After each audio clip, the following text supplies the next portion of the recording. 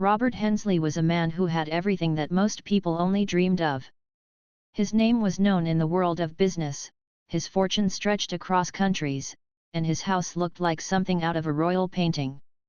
Tall gates guarded his mansion, and long roads lined with flowers led visitors to the grand entrance. Inside the house, crystal chandeliers glowed like captured stars, polished floors reflected the light, and every corner was filled with expensive art collected from around the world. Yet, behind all that beauty and wealth, the house often felt strangely quiet, almost empty. Robert was a widower. His wife, whom he had deeply loved in his early years, had passed away when their daughter Emily was only 4.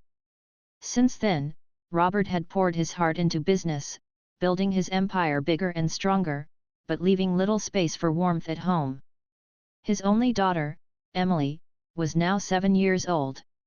She was a bright little girl with sparkling blue eyes and golden hair that bounced whenever she ran through the halls. She was curious, lively, and always looking for someone to talk to, someone to play with. But in the giant house, her laughter often echoed through empty rooms. Robert loved his daughter, but he had never truly learned how to show it. He thought love was best expressed through security, comfort, and gifts. For every birthday, he bought her the most expensive toys, for every holiday, the grandest dresses. But Emily didn't crave jewels or fancy clothes, she longed for her father's attention. "Daddy, can you play with me?" she would sometimes ask when Robert came home late in the evening. He would smile faintly, pat her head, and reply, "Not tonight, sweetheart. I have an early meeting tomorrow." Then, he would disappear into his office, leaving Emily with her dolls and her thoughts. The staff in the house often whispered among themselves about how lonely the child seemed. The mansion had many helpers, maids, cooks, gardeners, but Emily spent most of her time either in her room or wandering the vast gardens. While the maids cared for her needs, it was never the same as having her father's presence. Robert, on the other hand, believed he was doing everything right. In his mind, making sure his daughter had the best of everything was what being a good father meant. He was respected by his employees, praised in magazines, and invited to high-class parties. But at night, when he sat alone in his grand dining room with a table set for one, sometimes even he felt the emptiness. Still, he convinced himself he was too busy to dwell on it. "Emily will understand one day," he often told himself. "When she grows up, she'll see I worked hard for her future." But the little girl didn't think about the future. She only thought about the present, the simple wish of having her father sit beside her, listen to her stories, or laugh with her. One rainy evening, Emily stood by the large glass window of her bedroom, watching droplets race each other down the glass. She held her teddy bear tightly and whispered, "I wish Mommy was here. I wish Daddy wasn't always busy." Her small voice was lost in the sound of thunder, but her words carried the quiet sadness of a child who felt unseen. Meanwhile, in his study, Robert sat at his large oak desk, reading business reports. Numbers, profits, and contracts filled his mind. He didn't hear the rain as Emily did. For him, the storm outside was nothing compared to the storm of responsibilities in his head. This was Robert's world, filled with wealth, success, and recognition, but missing the small, tender joys of family life. The household staff noticed the gap between father and daughter more than Robert himself did. The head maid once said to another, "The poor girl, she doesn't need another dollhouse. She needs her father to sit down and play tea party with her." But Robert never overheard these conversations. He was always too far away, locked in his office or away on trips. Still, one person in the house truly paid attention to Emily in ways others didn't. That was Amara Johnson, one of the maids who had recently joined the staff. Amara was gentle, patient, and always ready with a smile. Unlike some of the others, she didn't see Emily as just the little rich girl of the house. She saw her as a child who longed for kindness. Sometimes, when Amara passed by Emily's room and found her sitting alone, she would stop and ask, "Miss Emily, do you want me to read you a story?" Emily's eyes would light up, and she would nod eagerly. It was small moments like these that kept Emily's world from feeling completely empty. But at this stage, Robert didn't notice. To him, Amara was just another staff member, like all the others. The Millionaires' days followed the same rhythm: morning meetings, afternoon calls, evening dinners with clients. The sparkle of his world blinded him from seeing the quiet loneliness that shadowed his daughter's eyes. One weekend, Robert hosted a grand gathering in his home. Business partners, politicians, and wealthy friends filled the rooms, holding glasses of champagne and talking about stocks and new ventures. Emily wandered among the adults, her small frame nearly invisible to the tall men and elegant women. "Hello, little one guest said briefly before turning back to his conversation. Emily forced a smile but soon slipped away, walking out to the garden where she could breathe freely again. She ran among the flowers, twirling her dress, pretending she was a princess in a magical kingdom. There, she could imagine a world where her father was not a busy man but a king who played with her every day. Inside the house, Robert stood among his guests, laughing politely, shaking hands, and planning his next big deal. If anyone had told him at that moment that something was missing in his life, he would have shrugged and said, "I have everything I need." But deep inside, behind the walls he had built around his heart, there was a silent emptiness, a loneliness that no amount of money or luxury could erase. And though Robert did not know it yet, life was quietly preparing to teach him a lesson he would never forget. The Millionaire's world, built on power and wealth, was about to collide with something far more precious and real: the love of his daughter and the courage of someone he had barely noticed until then. Amara Johnson had never imagined she would one day work inside a mansion that looked more like a palace than a home. From the outside, the Hensley estate seemed like a world of magic: tall iron gates, long driveways, gardens shaped like artwork, and fountains that sparkled when the sun touched them. To anyone passing by, it looked like a dream. But for Amara, dreams were something she had rarely been allowed to hold on to. She grew up in a small neighborhood across town, where houses were old, streets were narrow, and families lived day to day, doing their best to stretch what little they had.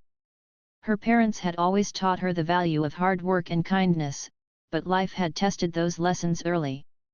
Her father passed away when she was only 16, leaving her mother to take care of the family.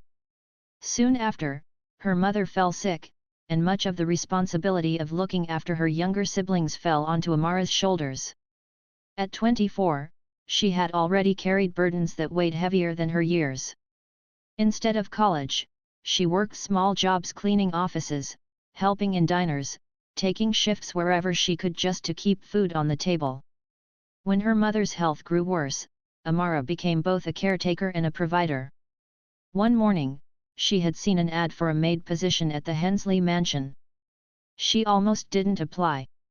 The thought of working for people who lived in such wealth made her nervous. Would they look down on her? Would they treat her as invisible, like she didn't matter? But when she thought of her siblings and the bills waiting on the kitchen counter at home, she pushed her doubts aside and went. That's how she became part of the Hensley household staff. Her days there started early. She would arrive before sunrise, tying her hair back neatly, putting on her uniform, and joining the other staff in preparing the house. Polishing, dusting, arranging flowers, cleaning endless hallways, there was always work to do.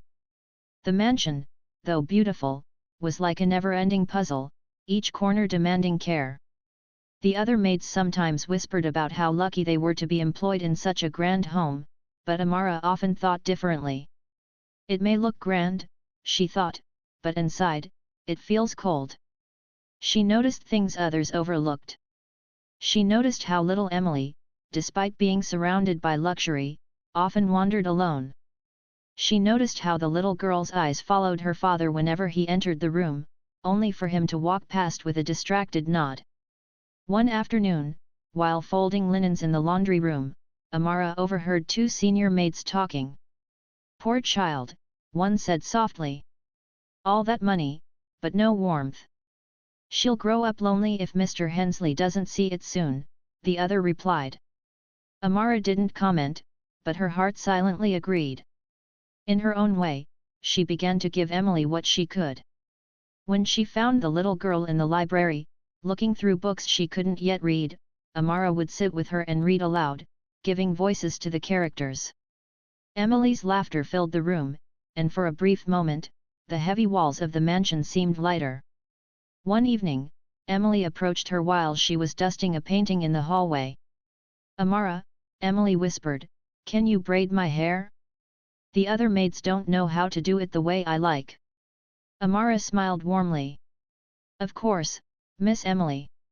As she carefully braided the little girl's golden locks, Emily chatted about her imaginary adventures, about being a princess, about flying to the moon, about having tea with fairies in the garden. Amara listened with genuine interest, nodding and asking questions, making the child feel important. Emily leaned closer and whispered, "I like when you talk to me. You listen. Daddy doesn't have time." Amara's heart ached at the confession. She gently replied, "Your daddy loves you, Emily. Sometimes grown ups just forget how to show it. But I'll always listen when you need me." From that day on, Emily sought her company more often. She would follow her around, helping her dust, asking endless questions about the world beyond the mansion. And Amara, though she still carried the weight of her family's struggles, found joy in being someone Emily could rely on. But her life outside the mansion was still far from easy. Each evening, after leaving the grand estate, she returned to her modest home, where bills piled up and her siblings waited with tired faces. Her younger brother, Marcus, was in high school, dreaming of becoming an engineer one day. Her little sister, Leah, still in middle school, wanted to be a teacher. Both looked up to Amara as their second parent. "Don't worry," Amara would tell them, hiding her own fears. "Keep studying hard. I'll make sure you get there." Late at night, after her siblings fell asleep, she would sit by the dim lamp, calculating expenses, figuring out how much she could save from her wages, wondering how long she could carry so many responsibilities alone. There were moments she felt exhausted, but she never allowed herself to give up. "God gave me strength," she whispered one night, clutching her hands tightly. "And I will keep going." Despite her struggles, she never let her worries show at work. In the mansion, she carried herself with quiet dignity, treating her duties with respect. She never complained, never slacked, and always offered kindness where she could. Though Robert Hensley barely noticed her, Emily certainly did. The little girl's trust grew, and slowly, so did a bond between them, a bond Robert had yet to see. Still, Amara sometimes wondered if she truly belonged there. The gap between her world and theirs seemed enormous. She wore simple clothes, lived in a humble home, and carried calluses on her hands from years of hard work. In the Hensley mansion, everything was polished, delicate, and expensive. But Emily's smile made her forget that difference, at least for a while. One Saturday afternoon, while Amara was watering plants in the garden, Emily ran up to her with a secretive grin. "Come with me," Emily whispered, pulling her hand. She led Amara to a corner of the garden where a small patch of wild flowers grew. "This is my secret place," Emily said proudly. "Nobody else comes here. It's mine and yours now." Amara knelt beside her and touched the flowers gently. "They're beautiful," she said. Emily nodded, then looked up at her with innocent eyes. "You're my friend, Amara. Not just a maid. My friend." For Amara, those words meant more than any paycheck. In that moment, she felt the truth. Sometimes, the richest gifts came not from money, but from hearts that trusted you. Still, she knew her life was fragile. One wrong step, one illness, one emergency could break the balance she had carefully built. Yet, she kept going, not for herself, but for the family she carried and for the little girl who had unknowingly brought a light into her long, difficult days. Amara's struggles were quiet, hidden behind her gentle smile. But those struggles shaped her into the strong, selfless woman. She was someone who would one day make a choice that would change not only her own life, but the lives of the people around her. And though Robert Hensley had not yet realized it, the maid he barely noticed was about to become the center of a story that money alone could never write. The sun was high that afternoon, shining through the tall glass windows of the Hensley mansion. It was one of those rare days when Robert had decided to work from home instead of going to the office. His desk was covered with papers, contracts, and his ever-buzzing phone. Though he was present in the house, his mind was still far away in boardrooms and business deals. Emily, on the other hand, was filled with energy. She had been sitting inside all morning, drawing pictures in her sketchbook, but the bright day outside called her to the garden. She loved the garden more than any room in the mansion. It was the one place where she felt free. There were flowers of every color, butterflies that danced in the air, and a large pool that sparkled like liquid glass. "Daddy, can I go play outside?" she asked, peeking into his study. Robert glanced up briefly, distracted. "Yes, sweetheart. Stay in the garden where I can see you from the window." Emily smiled and ran off, her little shoes tapping against the marble floors before disappearing toward the backyard. Amara was in the garden already, trimming some bushes near the far side. She noticed Emily skipping happily across the grass, humming a tune only she knew. Amara smiled softly. The sight of the child's joy always warmed her heart. Emily twirled around, her dress swaying, and then she wandered closer to the pool. She liked the way the sunlight danced on the water's surface. Leaning forward, she tried to reach for a floating leaf. Her small hand stretched, her shoes slipping just a little on the smooth edge. "Careful, Miss Emily," Amara called gently from across the garden. But Emily only giggled. "I just want the leaf." In the next instant, her foot slipped. A sharp splash broke the quiet afternoon as Emily fell into the pool. The water closed over her small figure, and for a terrifying moment, she didn't resurface. "Emily!" Amara cried, dropping the clippers from her hands. Without a second thought, she ran. Her feet pounded the grass as panic surged through her veins.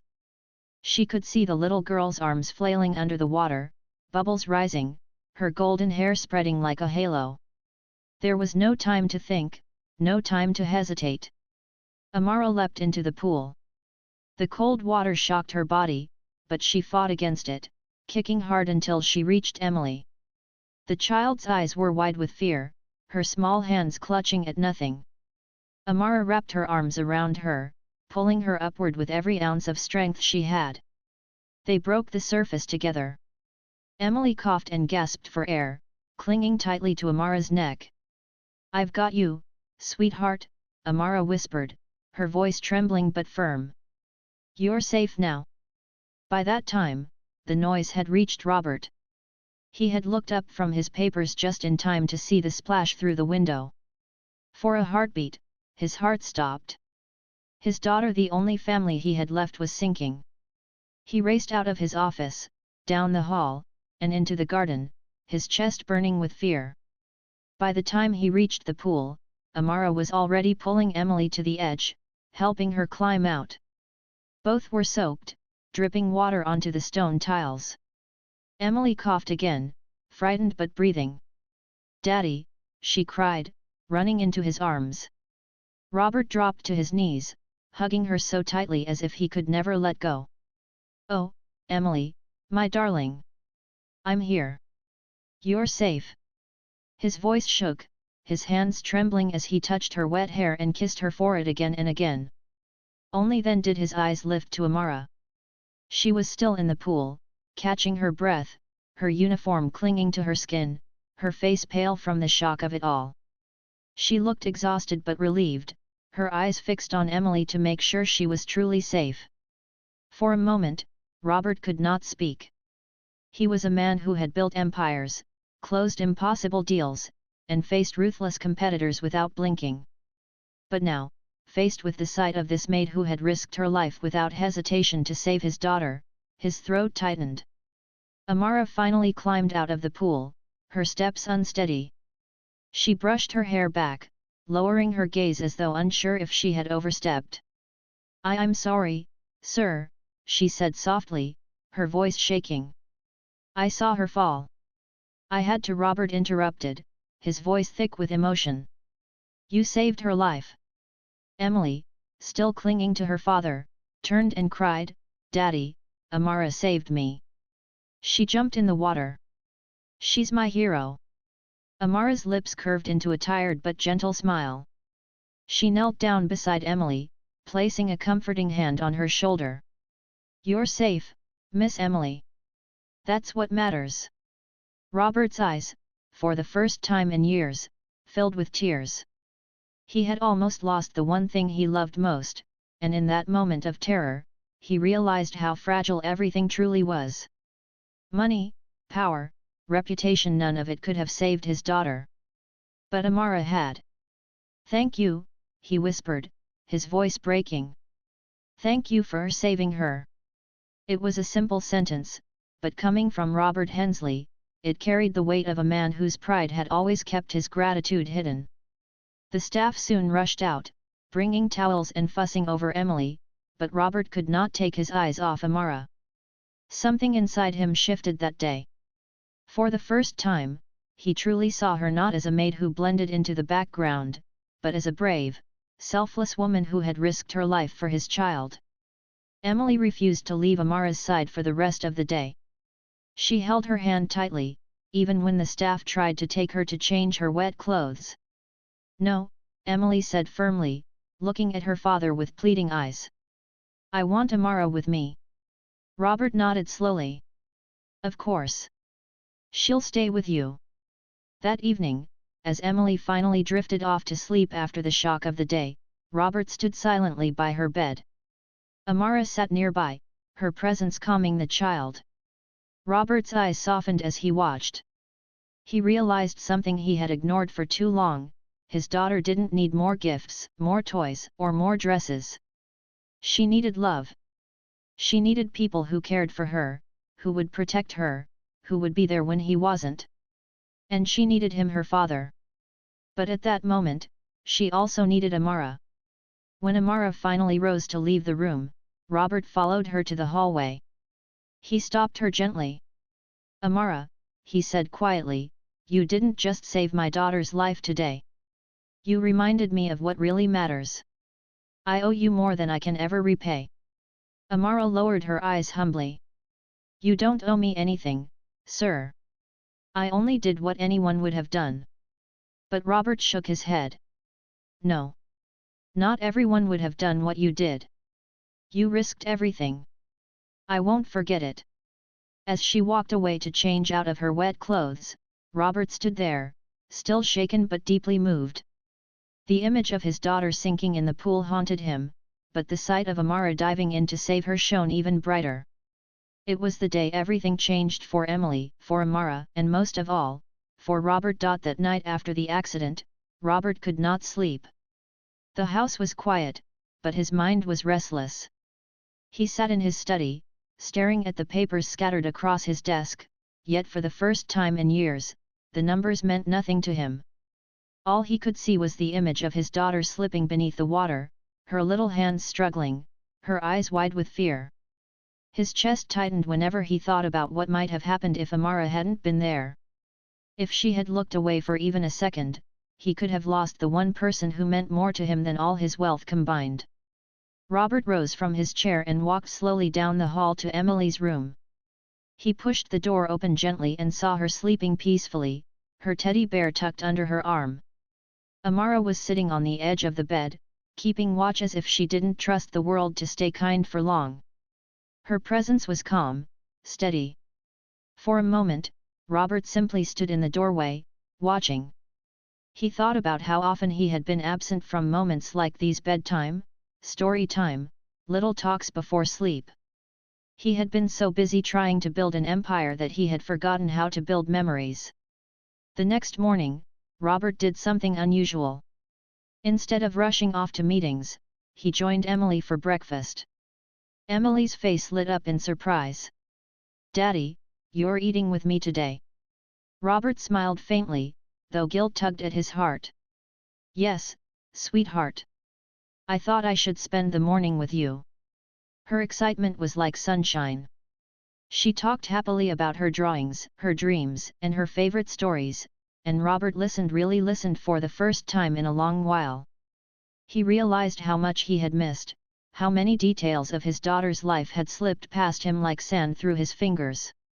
Amara moved quietly around the table, serving breakfast, but Robert noticed how Emily kept glancing at her, as if checking to see if her friend was still nearby. He understood then that Amara had filled a space in Emily's heart that he himself had left empty. Later that day, Robert called Amara to his office. She came in nervously, wiping her hands on her apron, unsure of why he had summoned her. "Please, sit down," he said, gesturing to the chair across from his desk. Amara hesitated. "Sir, I'm fine standing." "No, Amara," Robert insisted, his voice softer than usual. "Please sit." She obeyed, sitting carefully, her eyes lowered. For a moment, Robert was silent. He wasn't used to speaking from the heart, he was a man of business, of deals and decisions, not emotions. But now, he felt compelled. "You saved my daughter's life," he began slowly. "I can never thank you enough for that. But it's more than that, Amara. You've given her something I should have given long ago: love, attention, someone to listen to her. I see it now, and I regret that I didn't before." Amara's eyes widened slightly. She shook her head. "Sir, I never wanted anything in return. Emily is a wonderful child. She only needed someone to notice her. Anyone in my place would have cared for her." Robert leaned forward. "Not anyone, Amara. I've had many people work in this house over the years, but none of them have touched Emily's heart the way you have. She trusts you. She smiles because of you. And for that, I am deeply grateful." Amara didn't know what to say. She had never heard words like these from her employer. Most wealthy families treated maids as invisible, like background figures. But Robert's tone carried sincerity, a weight that made her realize he truly meant every word. For the next few days, Robert tried to change. It was not easy for him. His habits were built over years of long hours and business focus. But he began to spend more time with Emily. He walked with her in the garden, played simple games, and even tried to read her bedtime stories. His voice was clumsy with the characters, and Emily laughed at his attempts, but her laughter warmed his heart in a way money never could. Amara often watched these moments quietly from the side. She saw the change in Robert's eyes, the way he softened when Emily held his hand, the way he began to notice small things about his daughter: the gap in her front teeth when she smiled, the way she tilted her head when she was curious. One evening, Robert joined Emily and Amara in the garden. Emily was showing Amara her secret place with the wild flowers again. "Daddy, look!" Emily called happily. "Amara and I found this together. Isn't it pretty?" Robert knelt down, touching the flowers gently. "It is very pretty. Thank you for showing me." He looked at Amara then, and for the first time, his eyes held respect, not just gratitude. As days turned into weeks, the bond between father, daughter, and maid grew stronger. Emily's laughter filled the house more often. Robert felt a lightness he hadn't known since his wife's passing.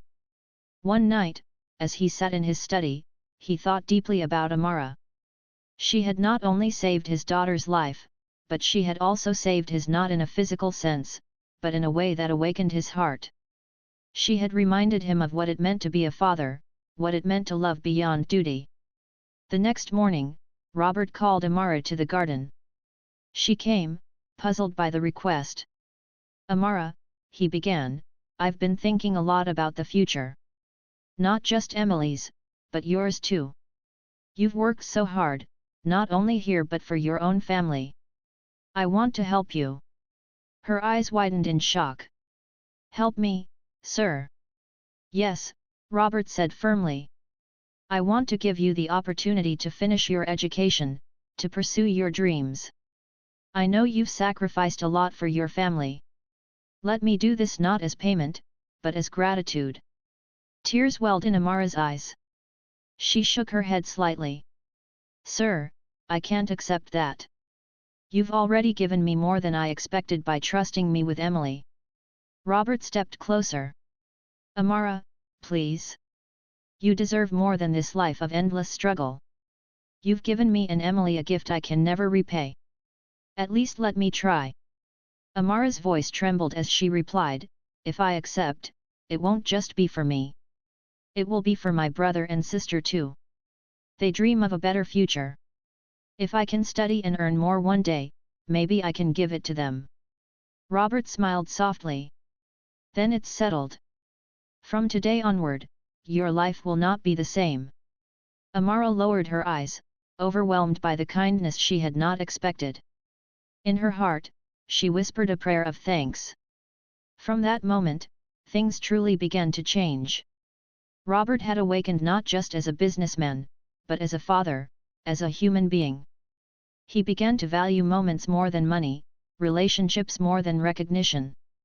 And every time he looked at Amara, he saw not just a maid, but a woman of courage and dignity, whose selfless act had reminded him of life's true meaning. The weeks after the accident became a turning point for everyone in the Hensley mansion. Life in the grand estate no longer felt so cold and quiet. For the first time in years, laughter echoed through the halls. Emily, once a lonely little girl, now had both her father and Amara close to her, and the change in her was as bright as the morning sun. Robert kept his promise to himself. He no longer let his work swallow every hour of his day. Of course, his business was still important, but he began to realize that no deal was more valuable than a bedtime story, a walk in the garden, or a moment of listening to his daughter's dreams. Every morning, instead of rushing out with only a coffee cup in his hand, Robert sat with Emily at the breakfast table. She would chatter about her plans for the day, how she wanted to draw new pictures, or play in the garden, or learn a story from Amara, and Robert would nod and ask questions, truly interested in what she had to say. Amara often served at those breakfasts, and each time, Robert looked at her with quiet respect. It wasn't the kind of look employers gave their staff.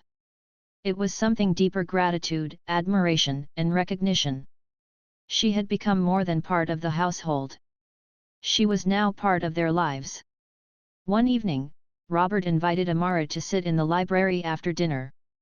The room glowed with soft light from the chandelier, the shelves lined with books that seemed older than time itself. "Amara," Robert began, "I've been thinking more about what I said earlier about helping with your education and your family's future. I've already spoken to a university about evening programs. If you're willing, I'd like to sponsor your studies. You'll be able to continue working here, but you won't have to give up your dreams." Amara's eyes filled with tears. She had never dared to imagine such a chance. For so long, her dreams had been set aside because survival came first. To hear someone offer her the possibility again felt unreal. "Sir, I don't know what to say," she whispered, her voice trembling. "Say yes," Robert said gently. "Because you deserve it. And because you've already given more to me and Emily than I can ever repay." Amara pressed her hands together tightly, nodding as her tears fell. "Thank you. Not for me only, but for my brother and sister too. You're giving them hope as much as me." Robert smiled softly. "It's my turn to give hope. You've already done more than enough." From then on, Amara's life began to transform. During the day, she continued her work at the mansion, but in the evenings, she attended her classes. It wasn't easy balancing studies, work, and family responsibilities, but Amara had always carried heavy burdens with strength. Now, for the first time, she carried them with hope. Her siblings noticed the change too. Marcus, her younger brother, would often say, "Amara, you look happier these days." And Leah, her little sister, hugged her one night and whispered, "You make me believe we can do anything." At the mansion, Emily grew closer to Amara than ever. She would sit by her side while Amara studied, pretending to read along with her books. One day, I'll be smart like you, Emily declared proudly. You'll be even smarter, Amara replied with a smile. As for Robert, the change in him was just as great. He became more attentive, not only to Emily but also to the people who worked for him. He began to greet his staff by name, to ask about their families, to see them not just as workers but as human beings. The walls of pride and distance that had once surrounded him were slowly breaking down. One Sunday afternoon, Robert took Emily and Amara to a small community park near Amara's neighborhood. It was not a grand place like the mansion garden, but children ran freely there, and families gathered with laughter. Robert watched as Emily played with other children for the first time, her cheeks red from excitement. Amara stood beside him, smiling at the sight. "She's happy," she said softly. Robert nodded, his voice quiet. "Yes. Happier than I've ever seen her." He paused, then added, "And I have you to thank for that." Amara shook her head humbly. "You don't owe me thanks. You've become the father she's always needed. She just wanted your time." Robert looked at her for a long moment. "I needed her time too. I just didn't realize it until now." As months passed, Emily's bond with her father grew stronger. She no longer looked for his attention with longing eyes, she knew she had it. And while Amara continued to be her trusted friend, Emily now enjoyed the joy of having her father by her side as well. One evening, Emily sat on Robert's lap, holding a drawing she had made. It showed 3 figures, a tall man, a little girl, and a woman with kind eyes. She held it up proudly. "Daddy, this is us. You, me, and Amara. We're a family." Robert's heart swelled as he looked at the picture. He glanced at Amara, who was folding laundry nearby, and saw her cheeks flush with emotion. "Yes, sweetheart," Robert said softly. "We are a family." It was true. Though they came from different worlds, circumstances had woven their lives together. And together, they had built something stronger than wealth or status could ever provide: love, trust, and hope. Years later, people who knew Robert Hensley noticed a remarkable change in him. He was still a successful businessman, but he was no longer known for his coldness. He became known as a man of kindness, a father who adored his daughter, and a benefactor who supported education for those who couldn't afford it. His partnership with Amara's community projects changed many lives, but in his heart, he always knew it had all begun the day one young maid had jumped into the water without hesitation to save his child. For Amara, the future unfolded brighter than she had ever dared to dream. She completed her studies, found a career she loved, and continued to support her siblings until they too achieved their dreams. But no matter how far she went, she always remained close to the Hensleys. She was not just their maid, not just their helper, she was family. And for Emily, the memory of that day by the pool never faded. Whenever anyone asked her about her childhood, she would smile and say, "The bravest person I've ever known was Amara. She saved me not just from the water, but from being lonely. She gave me back my daddy." Robert, too, often thought of that moment. He realized that sometimes, life changes not through grand plans or wealth, but through one act of courage, one moment of love. The mansion still stood tall and grand, but inside, it was no longer a place of silence and distance. It was filled with warmth, laughter, and the kind of love that money could never buy. Yes, the millionaire had changed Amara's life forever. But in truth, she had changed his life too.